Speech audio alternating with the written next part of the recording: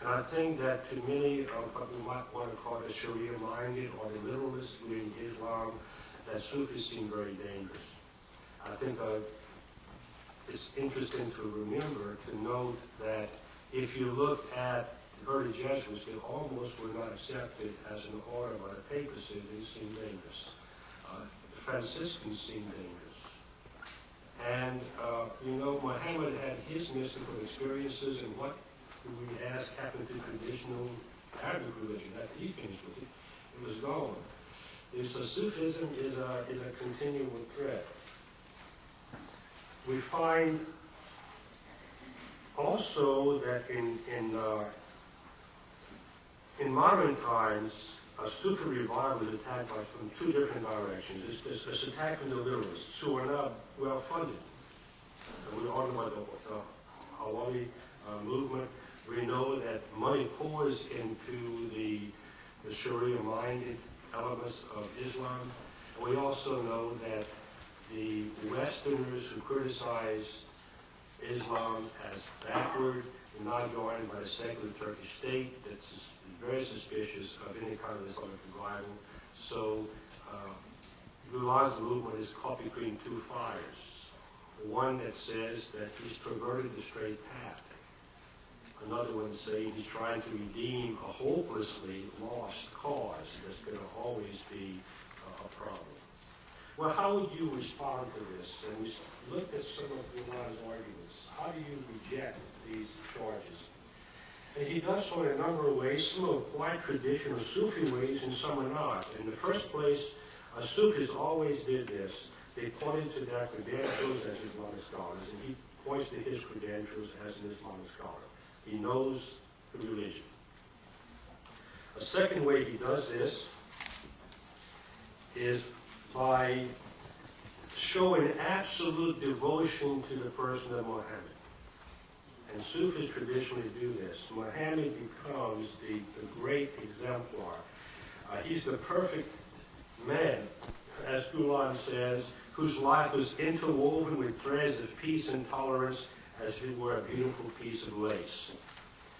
And it's these characteristics that justify his prophetic status.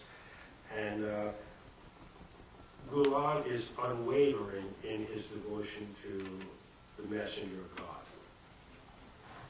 He's also unwavering in his support of the traditional way to worship God.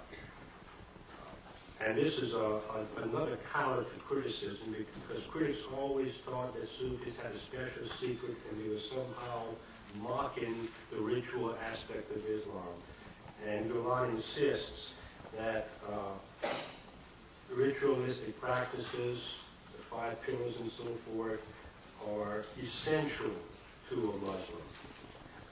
He argues that Muhammad was the foremost practitioner of Islamic worship of all forms, and that to worship God in the way Muslims expect you to is essential for religious practice. And goes further and says that by worshiping in the Islamic mode and understanding the deeper meaning of it, Sufis actually worship better than anybody else does. And goes on to say in one quote, it's not possible who cannot find this way, the way of worship, and acquire these manners, the way of worship, the Islamic way of worshiping, cannot reach God and cannot reach the truth. The third way that he does this, legitimizes his activities, is by showing an absolute commitment to the Quran. He becomes, if it's possible to say this, ultra-mundane. He becomes more paper than the Pope when it comes to the Quran. He's not unreliable, he's not illegitimate, he's not impure theologically. And after setting these things up, he's also tried to avoid conflict with Turkish secular authority by rejecting the idea of direct political activity. In this time, he says, and in the future, we should not get involved in politics. And so he's trying to reduce the suspicion with which his his Sufist movement or his neo-Sufist movement invokes. Now, we cannot say that he completely avoids doing so, as I suppose we all know. He's on the indictment right now, and not going back to Turkey for as long as ever. But the impression that we tend to get, if you look at the after effects of his indictment, it seems to be more a warning to Islamicists than an attack against him personally. This is an impression, an only impression. It seems to be that the indictment of Gülen was really a warning shot across the bow of any Islamic revivalist movement in Turkey, and only a warning shot. Well, he's also reduced his exposure to criticism in a very interesting way by stressing that he is Turkish in his approach. He is an Islamic Turk. He's a nationalist and an internationalist.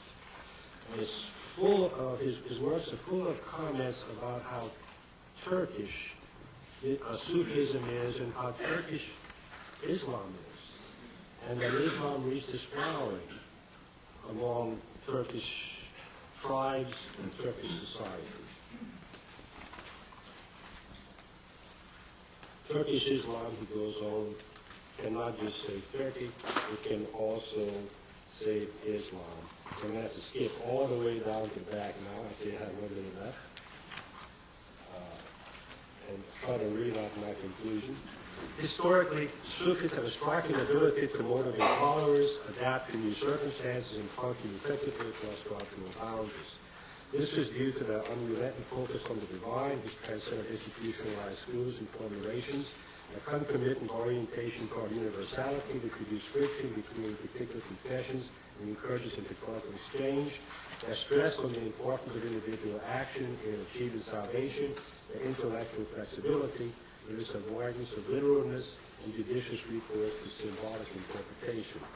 They have frequently been at the frontiers of change. Gülen's reformist neo-Sufism, which possesses all of these qualities, with the addition of a remarkable openness to Western knowledge, has the potential to effect change. It can do so because it has no institutional formulation, so it cannot be attacked institutionally. Its supporters are volunteers who are not Sufis themselves, but are apparently like the lovers or simulators of ancient Sufis, and by generalizing Sufi values and universalizing Sufi values. It has the potential of effecting change in Islamic countries, because societies must progress in line with their established values and traditions. He wants to reform Islam. He's moving Muslims from what they know to something they do not know.